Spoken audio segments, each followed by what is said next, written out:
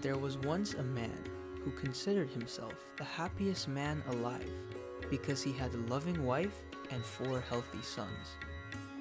The eldest son was named Keen Eyes because he could follow tracks better than anyone in the village.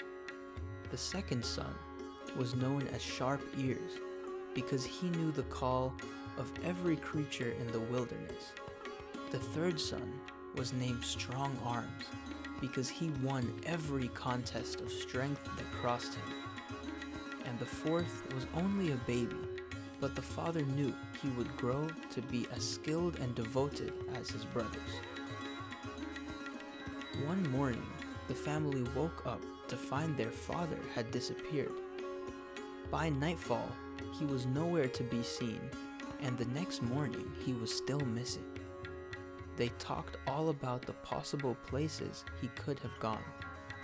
The mother remained silent with worry, and after a week they no longer talked about the matter because they feared he was dead.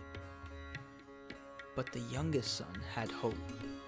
One morning, as he sat in his mother's lap, he spoke his first words.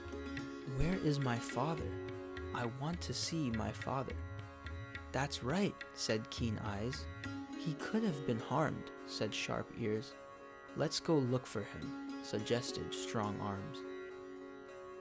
The 3 older brothers started off deep into the jungle. "Look, he went this way," pointed out Keen Eyes, as his brothers followed him as he traced the tracks deeper into the jungle and further from home. Then, as the trail was disappearing, Keen Eyes declared, "We must give up." "Wait," urged Sharp Ears. He heard someone calling out. He followed the calling and led his brothers deeper into the wilderness, farther than they've ever traveled before. At last, they came upon a river. There laid their father wrestling with a growling leopard with his spear. "We must save him," yelled Strong Arms. Leaving his brothers behind, he pounced on the leopard and crushed it with his bare hands. "You came just in time," grasped their father. "I came to hunt, but had injured myself. I could not make it home. I survived off of whatever food I could find, but my strength was failing, and the leopard moved in for the kill." His sons dressed his wounds, fed him food to build his strength, and carried him back to the village. Everyone in the village listened to their brave story and showered them with praise. But the fame went to their heads, and they began to argue amongst themselves about who played the biggest role in their father's rescue. "If it weren't for me, we wouldn't have known which way to look," boasted Keen Eyes. "I followed his trail deep into the jungle." "Yes, but you lost it," reminded Sharp Ears. "I heard him crying out and led us to the river." "But what good would that have done if I had not been there?" asked Strong Arms. "I was the one who killed the leopard and saved our father from certain death." As they debated amongst themselves at last, they asked their father who was the most responsible for his return.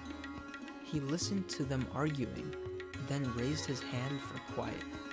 "To all 3 of you, I owe my life," he told them.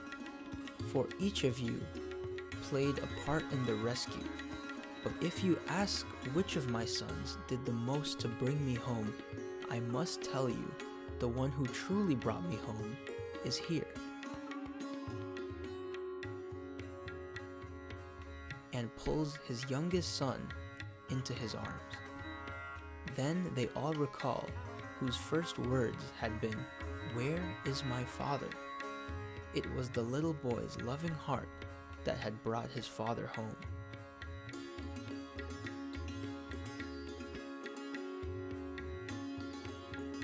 Father's welfare, cherished lovingly in a child's heart, even without the capacity to execute heroic deeds, can result in great satisfaction and tremendous joy for a father, and can inspire collective, positive actions for their deserving parents.